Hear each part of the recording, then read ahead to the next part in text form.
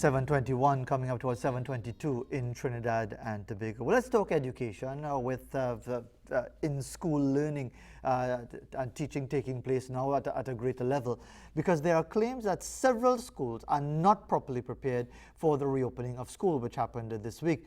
According to the Trinidad and Tobago Unified Teachers Association, there are issues of sanitization. They say some schools don't have enough sanitizers, not enough cleaning staff, that students had to wait outside in some instances while cleaning was going on. The Concerned Parents Movement told Morning Edition that principals were not given sufficient time to prepare for the February 7th opening, and that, in fact, notice was given at the last minute, leaving parents and teachers scampering for Monday earlier this week. There are also several concerns, including transportation and the vaccination of students, being raised by the first wave movement. So what is the situation? To help us clear the air, we are joined now live on the line. We have with us Education Minister Dr. Nyan Gadsby-Dolly, Member of Parliament as well for St. Joseph. Minister, obviously we won't have enough time to go into great detail with every single issue that I've said in our introduction, but we do have a lot on the plate this morning. Very good morning to you. Thanks for joining us. Good morning, Fazir. I'm going to run to St. Anne's East, and I'm the MP for St. Anne's Okay, East. thanks for the correction. Well, we know in the media we tend to get things wrong quite a bit. Yes. Fazir, our schools are open for, of course, all our secondary school students as well as our standard 5. There are schools with some infrastructural issues that are ongoing. Some of them would be not affecting the school operation. Some of them would affect school operation to some extent. That is in maybe 1% of the schools that are open now. And what we are facing as well in preparation for school reopening, which was discussed with stakeholders since November of 2021. We discussed again in January of 2022. And so our stakeholders, our principals have been apprised, and we have been discussing this since that time. So school opening for the secondary students was no surprise to our principals. And that is an important part of our consultations with our principals, our stakeholders, tutor included. So principals were by and large very well prepared. I've been visiting schools. I have visited about 24 schools in different areas of the country this week, and I will be continuing to visit schools around the country every 2 weeks until we get to the end of the schedule, and then we'll start again. So Minister, if you allow me to jump in there. So are you suggesting that, well, you ain't suggesting it, but I'm asking you then, based on what we heard from tutors rep, the second vice president, based on what we heard from the Concerned Parents Movement, are they lying? I don't know that they're lying. What did tutors say?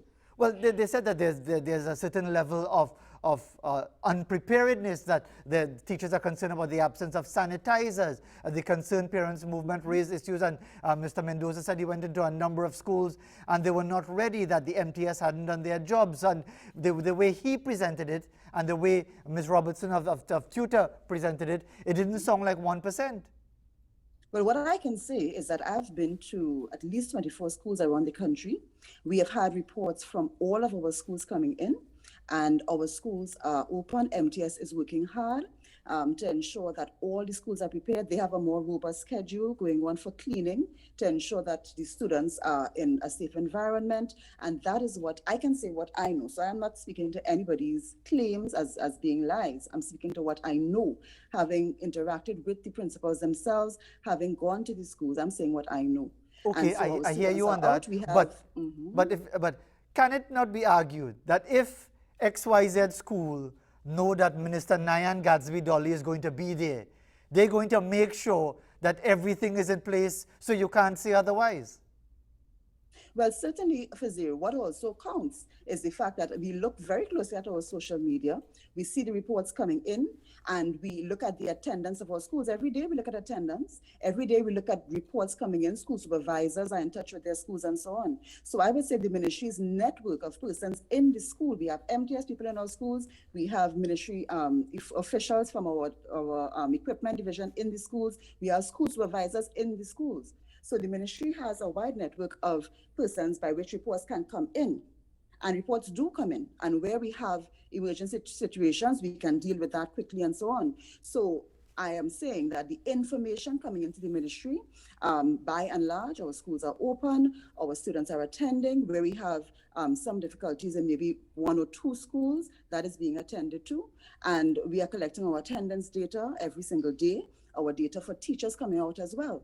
And we are liaising closely with MTS. So on the part of the ministry, we are doing our part to ensure that is happening and visiting schools and also to look at what's happening. And for you, if things are very much out of order, it's going to be difficult for a school to just quickly whip up in shape, because we actually announced the schools we are coming the day before. So that's not going to be a very long turnaround time for schools to just get suddenly in shape. And what we have seen is principals and teachers working hard to ensure that things are in order at their schools. You never know, Minister. People might be working through the night to make sure that you ain't vexed with them. But in Well, any event, that shows dedication and commitment. That's what we want. that should have afraid you, which might be another story in itself. But just on the in all seriousness, you talked about there could not have been any surprise announcement. But I just want to clarify that, if you would allow me to ask the question. Is it correct to say that the ministry only gave the confirmation that schools would be open on Monday, that announcement was made on Friday of last week? Oh, no, 2 weeks before. A clear 2 weeks before school opened, we said the 7th, because we had said February earlier. So in November, we had discussed, and we said in December, February. In January, we said February. And as a matter of fact, the public was saying, gosh, what date would it be? But we were discussing with our principals, looking at that, and we gave a clear 2 weeks. So principals were discussing, as a matter of fact, they were making their timetable adjustments all before, in preparation for the actual day. So we gave February 7th, 2 weeks before that date, so that they were able to firm up their timetables and their arrangements and so on. So I have to ask you then, where's this information come from? I mean, I could tell you in person. I mean, somebody in my family circle was telling me they only get the word from their school, whichever the school that it was, that they only were told on Friday that, look, school opening Monday. Is that we did press releases, huh? So there's documented press releases showing exactly when we said what we said. So I am not saying anything that cannot be validated. And we made sure to do that so that schools would not be caught unawares. But as I said, it was since November we were discussing this. We said it in December, we said it again in January, and we gave the date 2 weeks clear in advance. So schools would have had enough time to prepare. I hear that, but what I was trying to get at, would there have been, I take your point, and clearly the evidence is there, that information would have been given in well in advance. Would there have been some issue with the schools, the individual schools themselves actually communicating with the respective students or parents and actually confirming that information to them? Might that have been the issue? Well, as I said, we did press releases. So the information was available widely, and it was carried over the press. It was available on our social media and so on. So I cannot speak to every individual of the 600 schools saying to their parents, that, okay, they got the circular this today and they did it tomorrow. I can't speak to that. But what I can speak to is the wide publication of the information the ministry disseminated. And of course, you would expect that at the level of the principals, they will communicate with their parents and so well in advance to ensure that they understood the information as well and they were able to prepare. And Minister, before we talk about what lies ahead as far as SCA and CSEC and CAPE and whether or not the timelines for those are pretty much set in, well, not set in stone. Nothing can be set in stone in a time of COVID-19, but more or less confirmed at this time.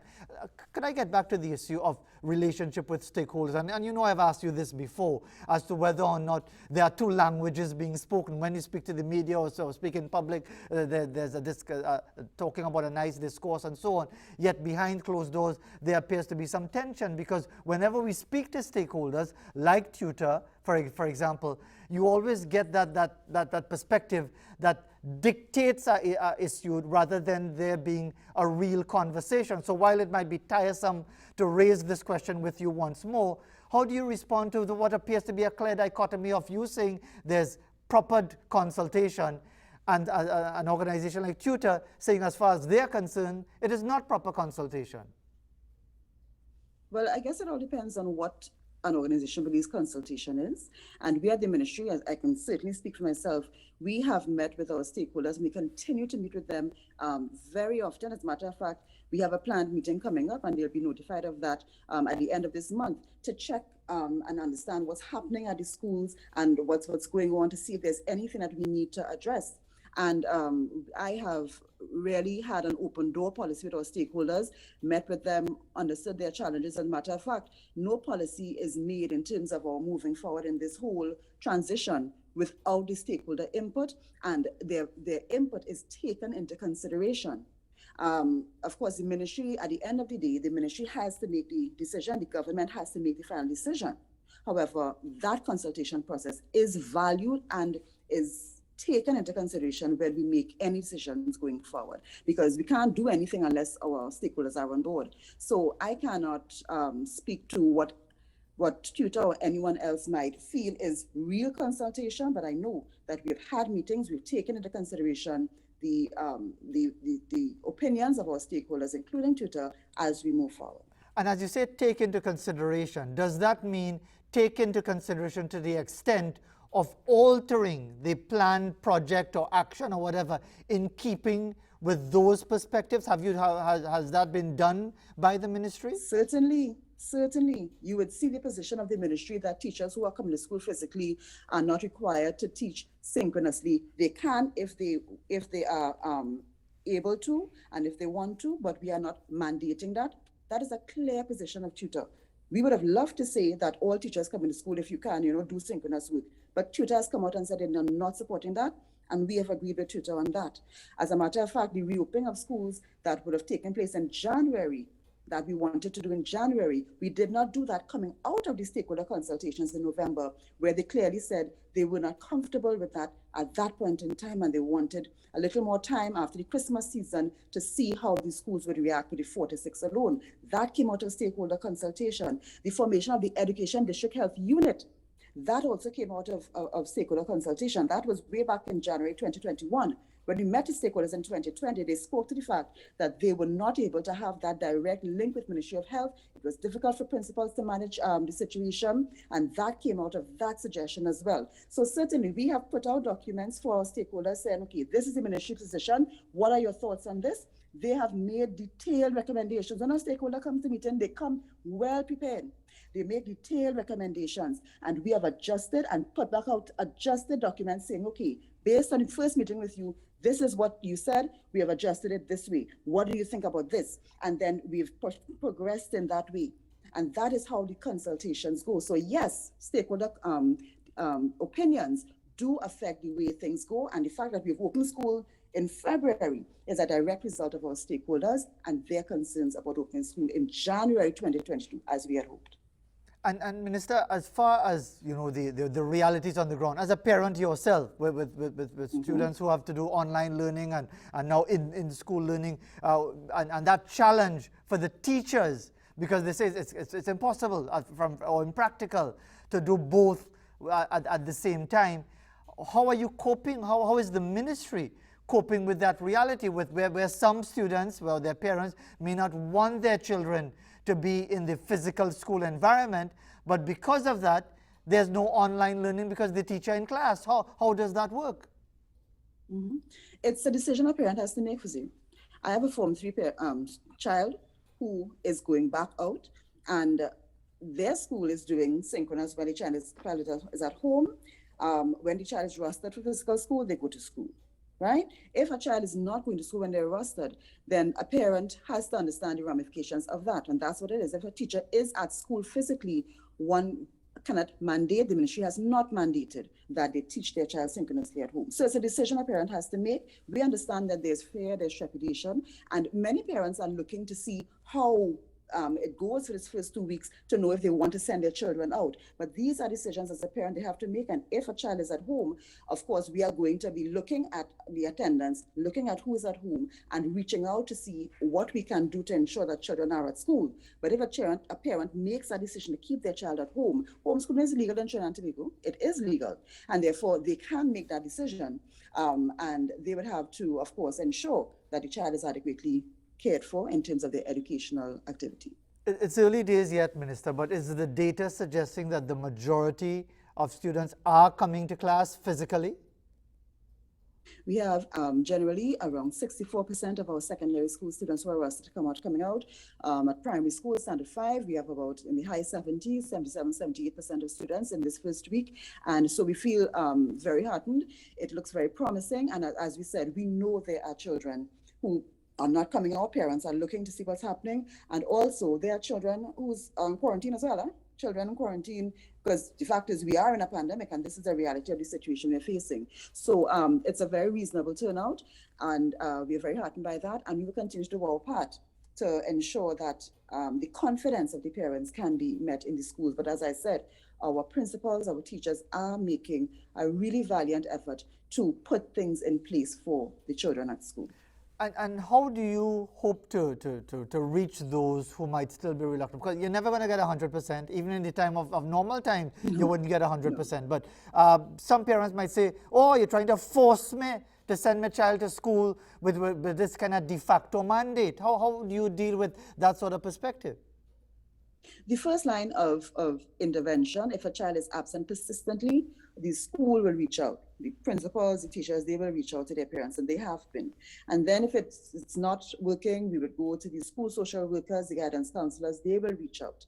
And in cases where we can't reach parents at all, sometimes we have wrong numbers and so on. In case that happens, we involve the community police in trying to get to the parent and see exactly how we can address the situation.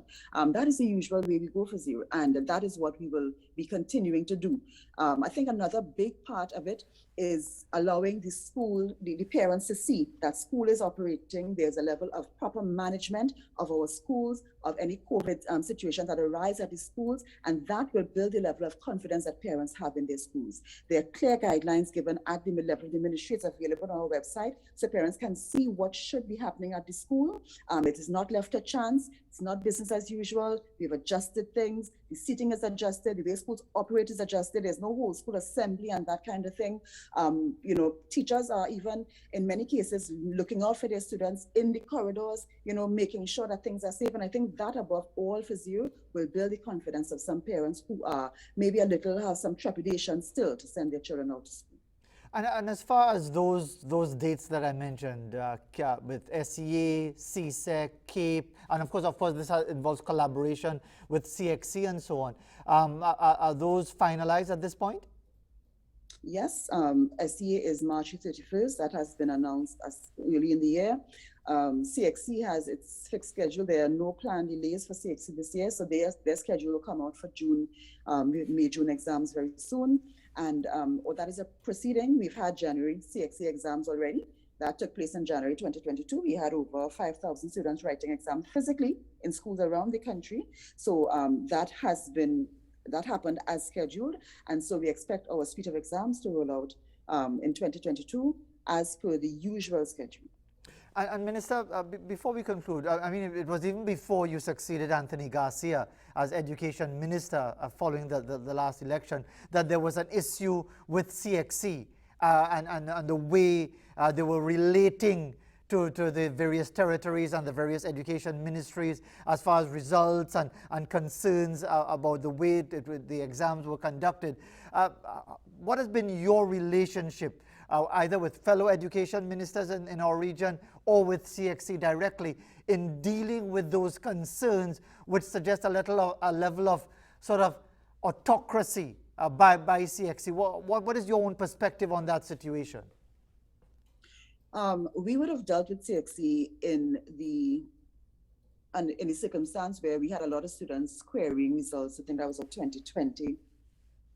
And based on our interaction, we as education ministers, we did get together, ask CXC to have particular meetings to discuss their approach. And we found that CXC was willing to meet and to have these discussions. They were supposed to send out guidelines for exams and so on. We were not satisfied. We saw that they did make some revision to that. So we've seen that CXC has been responsive to some extent, maybe not as responsive as everyone would have hoped in every territory, but we've seen a level of responsiveness that we are we are encouraged by, and that has been my experience based on the past 2 years with them in terms of exams. I've had occasion to reach out to the registrar and the vice chancellor of the UWI, who is also the chairman of the CXC, on some occasions, and I have been able to get responses, maybe not in the way I had hoped, in its entirety, but I have been able to get some responses. So I've seen some level of responsiveness at the level of CXC, and we will continue to advocate for that. Do you have to advocate with an even sterner hand to get the sort of response, comprehensive response that you want? Sometimes it requires a little bit of sternness, yes. But that's life. Indeed it is. And indeed, I noticed there's sternness in your voice when you corrected me as well, that you're not the MP for St. Joseph, but the MP for St. Nancy's, which is an understandable mistake, because you are the MP for Labaha, and Labaha is in St. Yes, Joseph. I have Maracas Valley as part of my constituency. Exactly. I do understand it. But Minister, thank you very much indeed for taking the time to be with us this morning. Thank you so much. Enjoy the rest of your day. You're more than welcome. Education Minister and Member of Parliament, not for St. Joseph, but St. Anne's East, which includes part of Maracas St. Joseph. Again, is how the lines are drawn in the politics of Trinidad and Tobago. Education Minister Nyan Gadsby Dolly with that perspective. And you can rest assured that those listening in the education sector and the various stakeholders will be very keen as to what they would have heard from the Education Minister as well. 7:42 in Trinidad and Tobago. Here's an image sent to us by Mrs. Ramcharan, appropriately from Labaha Road at Maracas St. Joseph. She says, I am always thankful when I see this food. Trying to make out what is fig. Is it plantain or fig? Not too sure. While waiting for it to ripen at some point. It's some form of food, you'll have to say, as we go to the break.